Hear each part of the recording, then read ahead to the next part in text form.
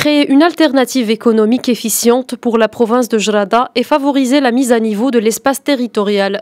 Ce sont les deux volets principaux de cette nouvelle approche annoncée par le Conseil de la région de l'Oriental en vue d'encourager le développement socio-économique dans la province de Jrada.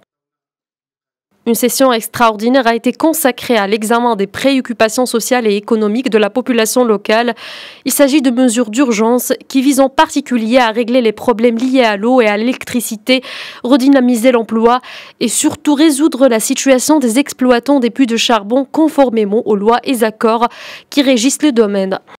Dans ce sens, le wali de la région a souligné l'importance des textes juridiques encadrant ce secteur. Il a également évoqué la réalisation d'une étude sur les conditions de sécurité dans les puits des mines. Parmi les mesures contenues aussi, une enveloppe de 4 millions de dirhams sera consacrée pour une opération de fermeture des puits de charbon désaffectés. D'autres réformes porteront sur le secteur de l'emploi. Le Conseil de la région a évoqué la signature d'un contrat avec l'Office national de l'électricité en vue de créer des opportunités de travail dans les domaines du transport et du charbon. Le wali de la région a souligné que les jeunes de la province de Jrada seront désormais prioritaires sur les emplois créés. Dans le domaine de la santé, les autorités locales ont parlé de l'amélioration des prestations médicales dans la région avec la mise en place de nouveaux équipements sanitaires.